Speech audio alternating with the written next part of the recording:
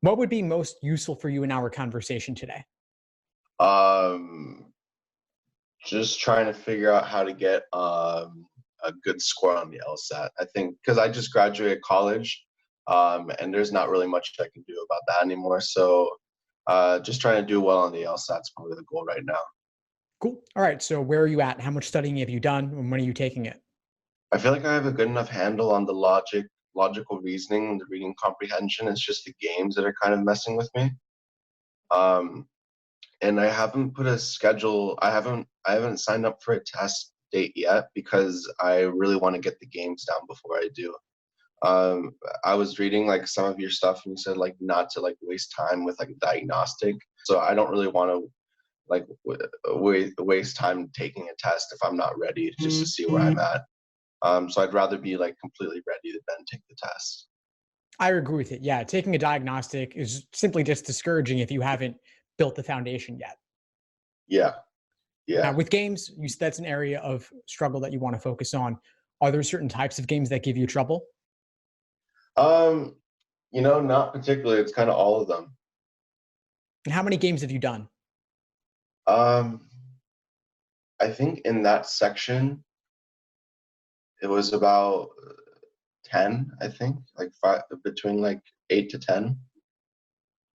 So 8 to 10 games or 8 to 10 sections of games? 8 to 10 games.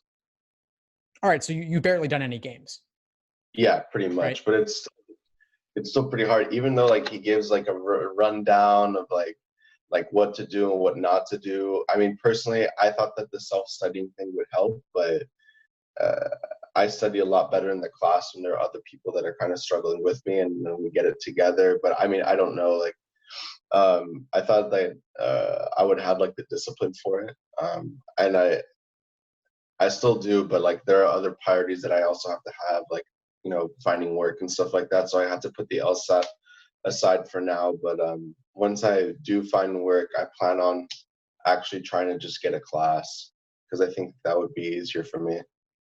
Yeah, I agree. It can be hard to go it alone. To help those who are self studying, I have laid out study plans, day by day LSAT schedules, so that you know exactly what to do and what not to do every single day over the course of your prep. So that can help to keep you accountable. And they're on a variety of different study timelines. I have one, if you're taking it 1 month from now, if you're taking it 3 months from now, if you're taking it 6 months from now. And so you can stay on track with what you have to do. Now, the textbooks, they'll include a couple of example problems. So you've done 8 or 10 games because those are the examples. But there are nearly 400 released games published by the Law School Admission Council in those LSAT prep tests. You can get those books on Amazon for about 20, $25 each in books of 10.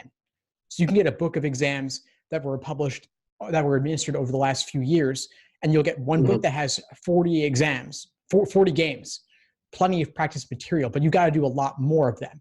And in the study plans, I'll say, read this article on my site about, let's say, ordering games, then do several ordering games out of that book of prep tests.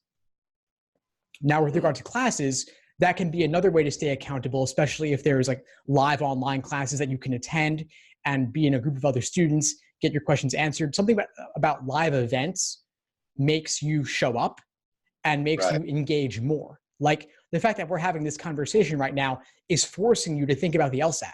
It's forcing you to look at what have you done, what haven't you done. If we weren't having this conversation right now, you might be looking at a page in a book, or you might be doing something else like looking for work. There's a variety of competing priorities that you have, but the schedule shows you whether you're on track or not. And coming to class also is a way to at least keep you re-engaged. So the courses that I have, they include on-demand videos as well as live online master classes and Q&As. And then I also do group coaching where you're actually showing up on video with other students. You can all see each other and talk with each other too. So just something for you to consider. Okay. Yeah, I'll definitely consider it. Yeah. I've just been trying to. I also was trying to like meddle around with like other LSAT stuff. I tried LSAT Max and that didn't work out for me. It just felt like the guy was just trying to sell me stuff. And yeah, so that's kind of what I was doing so far. But to be honest with you, I'd really rather like to do like a group setting or a classroom or something like that. So I think that's what I'm really looking for in order to be successful in the LSAT. So yeah, Good. that's the plan. Yeah, I mean, you can have all the textbooks in the world. The question is, are you going to sit down and work through them? That's what you need to do. They're good foundational materials, but you need a plan of attack to actually use them. I mean, back when I was studying, I had a hard time working through textbooks. I would go through one chapter and then reward myself by watching a TV show just to keep the momentum going. That's what I needed personally. You've got to find out some incentive or at least a structure that will set you up to engage with the material. So consider the schedules, consider the courses, because they have that live online component where you're actually getting on video. You're forced to be there. You're forced to be accountable. If you don't show up, you'll know that you didn't make it. And at least you'll have something on the calendar. Yeah, I'll definitely check it out.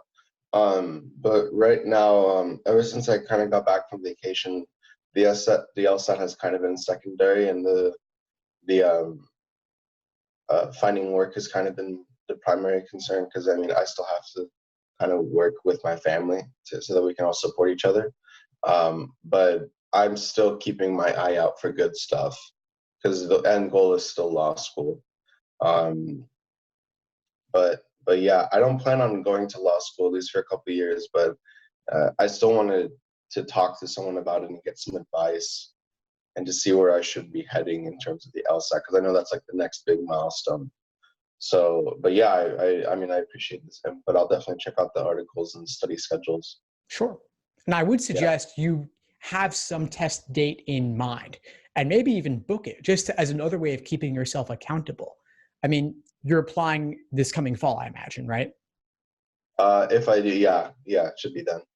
So you have a variety of test dates you could consider. You could go for June or July or August or October, and any of them would give you a good amount of time. I mean, I typically recommend 5 to 6 months in order to reach your fullest potential. And so those are all within a 5 to 6 month window at the moment that we're speaking right now. So you could pick one, aim for it, pick a study schedule along that timeline. And then if that test date rolls around and a couple weeks before you're not feeling ready, you can postpone, you can withdraw, you can choose a different test date instead and still apply the cycle. Even November wouldn't be too late. Even next January wouldn't be too late, although it's the latest I would recommend. And it's relatively better to apply earlier if you can. Okay, definitely. Yeah, definitely. I'll definitely take a look at that. But yeah, I appreciate this conversation a lot, even though it's like really early in the morning. Yeah, but yeah, thanks, Steve. I really appreciate it. I'll definitely I'll keep in touch to see like what the next step should be. My pleasure, Sherwin. Before we sign off, what would you say is the biggest insight you got from our call today? It wasn't. I mean, you had like a plan of.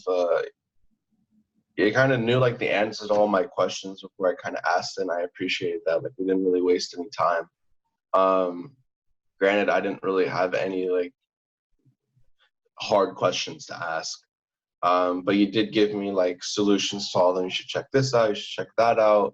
Make sure you do this, do that. And I appreciate that. That's kind of like the advice that I was looking for. And I didn't really get it at a lot of other places that I was looking. So I appreciate that. Yeah, I think that was like the biggest takeaway from this. Awesome. Glad I could help. Please keep in touch and let me know if you need anything as you move forward.